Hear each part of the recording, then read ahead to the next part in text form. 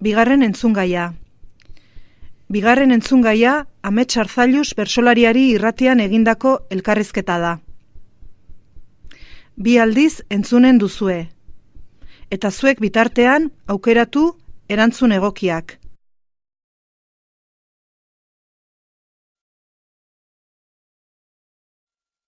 Entzun testua lehen aldiz.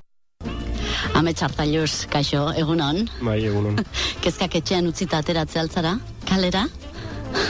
Bai, izaten ditut nire kezkak kalean eta etxean ere bai sartzerakoan, baina ezagik lasaia esan dut, ez naizen ni bereziki estu ibiltzeko, momentu estua izaten dira, baina azazkala guztiak janda ditut eta izaten ditut nire. Bai, egia da, Denak janda izaten ditut eta ez naiz beti lasai izaten ere. Ze garaiera duzu, ze altuera duzu? 2 metrora iristeko falta zaizkit, doztena bat baino zentimetro pixka bat gehiago. Amets egiteko errazago alda, hor goitik? Nik uste behitik ere berdin egin litekela. Ez dakit, goitik behar bada gauza batzuk ikuspegi desberdinetik ikusten dira, baina ez dut uste horrek egiten duenik aldea. Esan digute txandalean joaten zinela bertxotara, lehen saioetan, gaur ere horrela etorri zera, txandalean, eta Evo Morales, Boliviako presidente aurrez aurre izan duzu, txandalean, baita ere zuk. Bai, eta atera izan da desente kontua batez ere bersotan ez.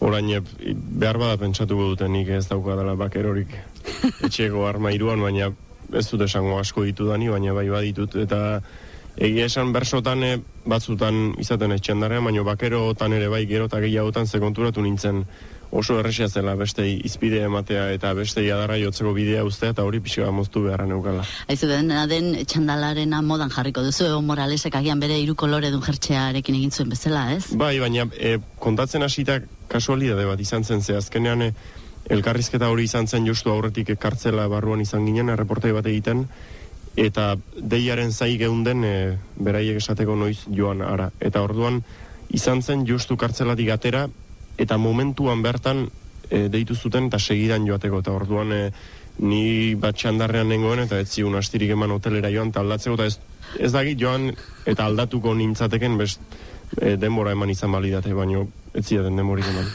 Zerretik